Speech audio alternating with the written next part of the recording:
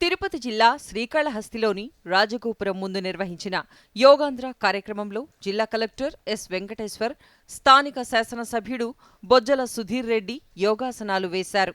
సుమారు 5,000 మంది విద్యార్థులు, యువత యోగాసనాలను వేశారు. ఈ సందర్భంగా కలెక్టర్ మాట్లాడుతూ, జిల్లా వ్యాప్తంగా ప్రభుత్వ, ప్రైవేటు పాఠశాలలు, కళాశాలల్లోని విద్యార్థులకు పూర్తిస్థాయిలో యోగాపై అవగాహన కల్పించే ప్రయత్నం చేస్తున్నామన్నారు.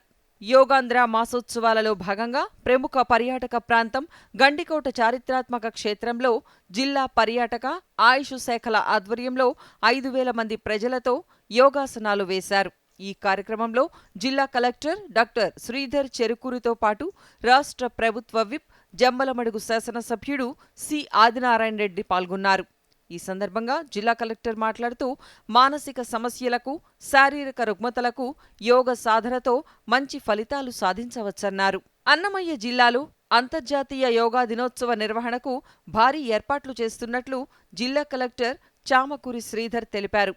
యోగా దినోత్సవ వేడుకలపై ఆయన దూరదర్శన్తో ప్రత్యేకంగా మాట్లాడుతూ, జిల్లా వ్యాప్తంగా 52 ప్రాంతాలలో 7 లక్షల మందితో సామూహిక యోగా కార్యక్రమాన్ని నిర్వహిస్తున్నట్లు తెలిపారు. ప్రభుత్వ పాఠశాలలు, వివిధ కార్యాలయాలు, వ్యాపార సముదాయాలలో అన్ని వర్గాలను యోగా వేడుకలలో భాగస్వాములను చేసేలాగా ప్రణాళికను సిద్ధం చేశామన్నారు. గుంటూరు జిల్లాలోని ఆచార్య నాగార్జున విశ్వవిద్యాలయంలో యోగాంధ్ర కార్యక్రమాన్ని నిర్వహించారు. ఈ కార్యక్రమంలో జిల్లా కలెక్టర్ నాగలక్ష్మి, విశ్వవిద్యాలయ ఉన్నతాధికారులు, జిల్లా ఉన్నతాధికారులు పాల్గొన్నారు. ఈ కార్యక్రమంలో వేల సంఖ్యలో విద్యార్థులు పాల్గొని యోగాసనాలు వేశారు.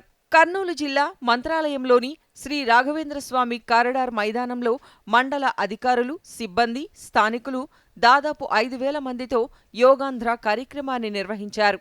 ఈ సందర్భంగా సబ్ కలెక్టర్ మౌర్య భరద్వాజ్ మాట్లాడుతూ, ప్రతి ఒక్కరూ ప్రతిరోజు కొంత సమయాన్ని యోగాకు కేటాయించాలన్నారు.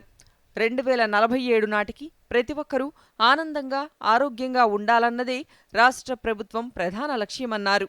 శ్రీకాకుళం నగరంలో 80 అడుగుల రోడ్డులో జిల్లా పంచాయతీ విభాగం, ఆయుష్ శాఖల ఆధ్వర్యంలో నిర్వహించిన యోగాంధ్ర కార్యక్రమంలో శాసనసభ్యుడు గోండు శంకర్ పాల్గొని యోగాసనాలు వేశారు. ఈ సందర్భంగా ఆయన మాట్లాడుతూ, యోగాంధ్రతో అంతర్జాతీయ స్థాయిలో ఆంధ్రప్రదేశ్ ఎంతో పేరు ప్రఖ్యాతులు సంపాదించుకుంటోందని అన్నారు.